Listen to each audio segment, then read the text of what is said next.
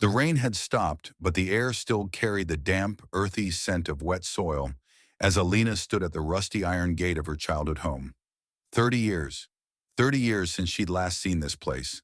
Since the day her father's coffin had been carried out that very door. Since the walls had stopped feeling like shelter and became just another memory she couldn't bear to face. The house looked smaller now, its once bright blue paint faded to a ghostly gray. The garden overgrown with weeds that reached for the broken windows like skeletal fingers. But despite the decay, her chest tightened with something warmer than sadness. The pull of 1,000 buried moments rushing back. She pushed the gate open, its hinges screaming in protest, and stepped onto the cracked pathway. Every footfall echoed with the weight of the past. The summers chasing fireflies, the winters huddled by the fireplace, her father's voice humming old folk songs as he repaired loose floorboards. She paused at the front door, her hand hovering over the knob. What if it wasn't the same? What if all those years of clinging to the idea of home had twisted the truth into something prettier than it ever was? The door creaked open with a sigh, as if the house had been waiting for her. Dust swirled in the slanted sunlight, and the smell of aged wood and forgotten things filled her lungs. The furniture was gone, the walls bare, but the floorboards still groaned under her weight in the same familiar spots. She walked slowly, trailing her fingers along the walls, half expecting to feel the grooves of her childhood height markings. Then, click. A soft, uneven sound beneath her shoe. She froze. One of the floorboards near the old fireplace shifted slightly, a faint gap revealing darkness beneath. Her breath hitched. A memory surfaced. Her father kneeling in this very spot, his hands rough but gentle as he tapped the wood into place. "If you ever feel lost, the floor will remember," he'd said with a wink. Back then, she'd thought it was just one of his silly riddles. Now her pulse roared in her ears as she crouched down, nails digging into the edge of the loose board. It came up easier than she expected, as if it had been waiting. Beneath it lay a small wooden box, its surface dull with dust, but unmistakably carved with her initials, A.M., in her father's handwriting. Her hands shook as she lifted it. The weight of it, the realness, sent a jolt through her. Whatever was inside, it was meant for her. Only her. And in that moment, the silence of the house didn't feel empty anymore. It felt like a held breath. Elena's fingers trembled as she brushed the dust off the wooden box. The initials A.M. stared back at her, the grooves of the letters worn smooth by time. She hesitated. What if opening it made the past too real? What if the father she'd spent years mourning suddenly stepped out of memory and into the present, only to slip away again? But the weight of the box in her hands was undeniable. It was a message, a secret kept for her and her alone. She took a deep breath and lifted the lid. Inside, resting on a piece of faded velvet, was a photograph.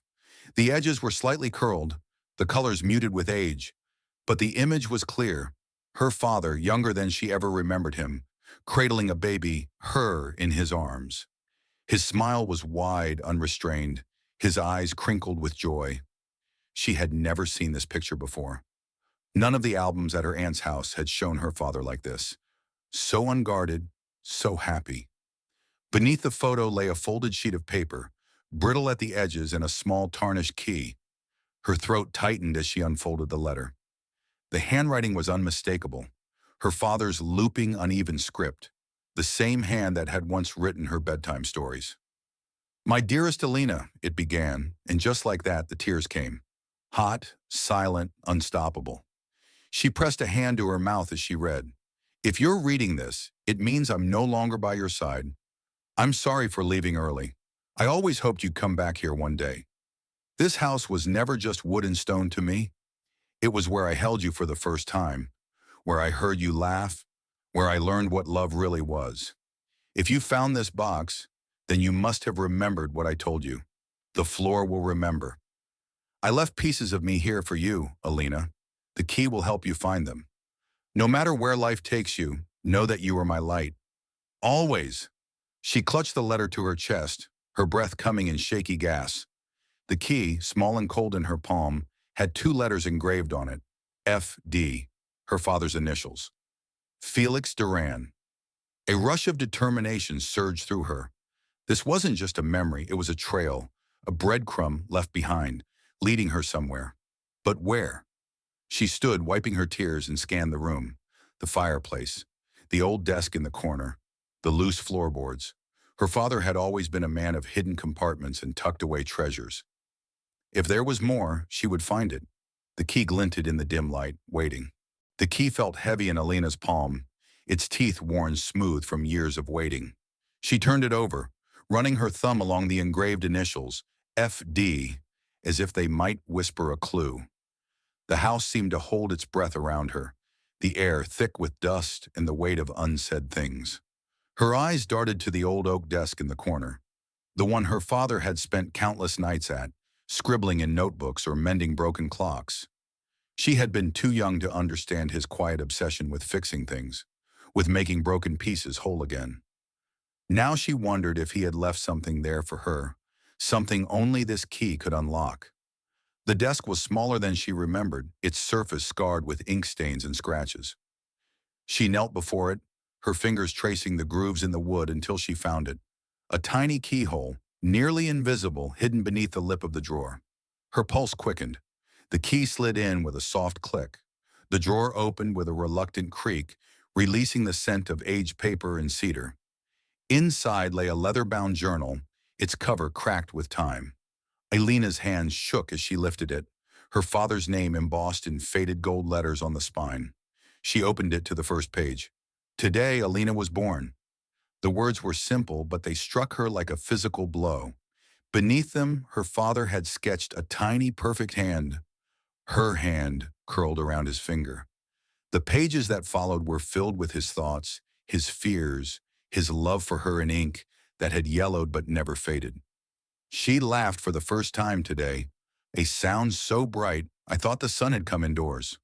She's afraid of thunderstorms. I told her the rain sings lullabies just for her. She believed me.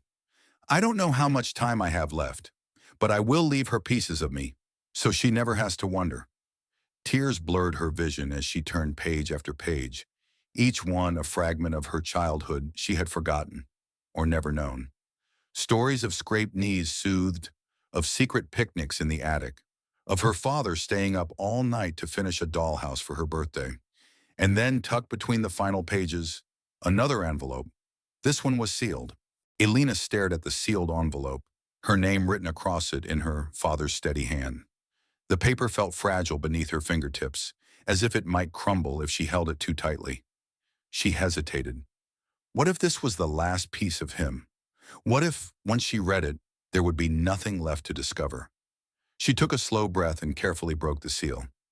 Inside was a single sheet of paper, but this time, the words were different. Less like a diary entry, more like a confession. Alina, if you've found this, then you've seen the journal. You know how much I loved you, but there's something else I need you to know. Something I couldn't tell you while I was still here. Her heartbeat thundered in her ears. This house holds more than memories.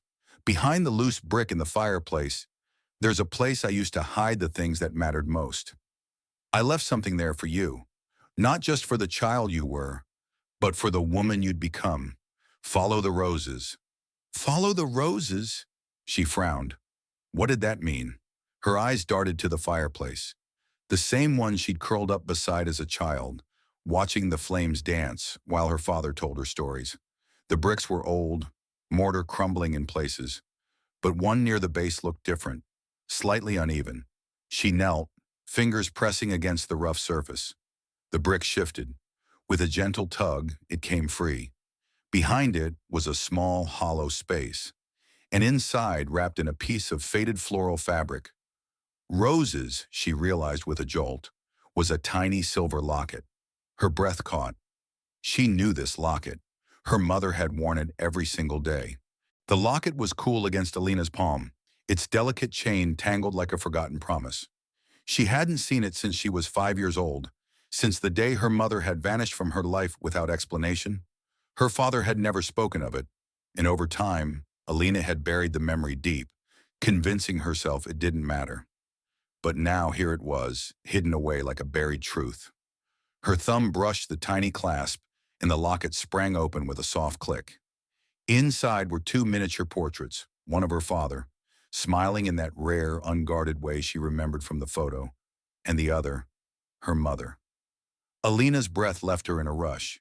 She'd almost forgotten her mother's face, the warm brown eyes, the way her lips quirked slightly higher on the left when she smiled. But seeing it now, decades later, was like being struck by lightning. This wasn't just a keepsake. It was proof. Proof that her mother had existed, that she had loved them, that she had been loved. But why hide it? Why leave it behind? Her father's words echoed in her mind. Follow the roses. The fabric wrapped around the locket was part of an old handkerchief, its embroidered roses frayed but still vivid. She turned it over, and there, stitched in tiny, uneven letters along the edge, was a single word. Glenwood. A place? A person? Her hands shook as she dug through the hollow in the fireplace again, hoping for another clue. Her fingers brushed against something else. A brittle, yellowed newspaper clipping, folded so small it had nearly disintegrated. She carefully unfolded it. The headline made her blood run cold. Local woman missing. Police suspect foul play. The date was 3 days after her 5th birthday. The woman in the grainy photo was her mother. The newspaper clipping trembled in Alina's hands as the words seared into her mind. Missing, foul play, investigation ongoing. Phrases that painted a reality she had never dared to imagine. All these years she had assumed her mother had simply left, that she had chosen to walk away from her family without a backward glance. But this changed everything. The locket, the hidden clipping, her father's cryptic note. None of this was the work of a man keeping a simple secret. This was the act of someone protecting something, or someone. Her chest tightened as she stared at the date on the clipping, the math clicking into place with cold, brutal clarity. Her father had died just 6 months after her mother disappeared. The heart attack, they said, had taken him suddenly. Had it really been so sudden? Or had grief, or fear, or some unspoken burden worn him down until his heart simply gave out? The questions came like a flood, each one more suffocating than the last. Why had no one told her? Why had her aunt, her relatives, the entire world let her believe her mother had abandoned her? And most importantly, what had really happened that night? The house seemed to pulse around her, the walls whispering fragments of the past she could no longer ignore. She stumbled to her feet, the locket clenched in one hand, the newspaper in the other, and turned in a slow circle, as if the answers might be written in the dust. Follow the roses. The handkerchief, the word Glenwood. They had to mean something. Her father wasn't a man who left clues without purpose. She forced herself to breathe, to think. The attic. That was where he had always kept the old family things, the boxes of paperwork, the relics of a life before loss. If there was anything else hidden, any other piece of this puzzle, it would be there. The pull-down ladder groaned in protest as she yanked it open, the sound echoing through the empty house like a warning. The air that rushed down was thick with the scent of aged wood and forgotten years. She climbed each rung, creaking beneath her weight, until her head cleared the opening and the attic stretched before her. A shadowy landscape of trunks and draped furniture, of cardboard boxes warped with time. The single dusty window let in a feeble shaft of light, illuminating motes of dust that swirled like ghosts. She moved forward on instinct, her fingers trailing over the nearest boxes till she found one marked in her father's handwriting. Mary Ann, her mother's name. The lid came off with a whisper of resistance, and inside, more fabric. Dresses folded carefully, a wool coat, a pair of gloves, and beneath them, a slim wooden case. She lifted it with reverent hands, her pulse a wild drumbeat in her throat. The latch opened easily, revealing a stack of letters tied with ribbon, a small leather-bound book, and a single dried rose, its petals brittle but still holding the faintest hint of crimson. The first letter was addressed to her father. The handwriting was her mother's. Felix, if you're reading this, something has gone wrong. Don't let them find her. Don't let them take her. Glenwood is the only safe place. The rest of the page was torn away. Alina's vision blurred. Them. Take her. Safe place. The word spun in her head, disjointed and terrifying. She fumbled for the next letter, but the sound of a car door slamming outside froze her in place. The crunch of footsteps on gravel. Someone was here. And then a voice calling from below, a voice she hadn't heard in 30 years. Alina! The attic door swung open. A figure stood in the light. Alina's breath caught in her throat as she stared down the attic ladder at the figure standing in the shaft of light below. The voice, so familiar yet weathered by time, sent a shock through her entire body. She would have recognized that voice anywhere, even after 3 decades, even in her darkest dreams. It was her Aunt Lydia, the woman who had taken her in after her father's death. The woman who had told her over and over that her mother had left because she didn't want to be found. But the expression on Lydia's face now wasn't one of dismissal or pity. It was fear. Real, raw fear. You weren't supposed to come back here, Lydia said, her voice barely above a whisper. She clutched the banister as if she needed the support, her knuckles whitening. I thought after all these years you'd let it go. Alina's grip tightened around the letters in her hand, the edges of the paper biting into her skin. Every instinct screamed at her to demand answers, to shout, to shake the truth out of this woman who had lied to her for so long. But the look in Lydia's eyes, the guilt, the sorrow, made her pause. This wasn't just a secret, it was a wound. What happened to my mother? Alina asked, her voice steadier than she felt. Lydia closed her eyes for a long moment, as if steeling herself. When she opened them again, they were glistening. She didn't leave you, Alina. She was taken. The words landed like a physical blow. Alina's knees threatened to buckle, but she forced herself to stay upright, to listen as Lydia continued in a trembling voice. Your father. He was involved in something dangerous, a story he was investigating, something powerful people didn't want told. They came for him, but your mother, she got in the way. She hid you that night. She made sure you were safe before they took her. The room spun. Alina's vision tunneled, the letters in her hands suddenly weighing 1,000 pounds. All these years she had carried the belief that her mother had abandoned her, that she hadn't been enough to make her stay. But the truth was worse. The truth was that her mother had sacrificed herself. Lydia took a hesitant step forward. Your father tried to find her. He spent every day searching, following every lead. But then, her voice broke. Then his heart gave out. From the grief, the guilt. I couldn't tell you. You were just a child. I thought it would destroy you. Silence stretched between them, thick and suffocating. Alina looked down at the letters in her hands, at the locket still clutched in her palm. All this time she had been chasing ghosts. But now she realized she wasn't just uncovering the past. She was stepping into a story that had never ended.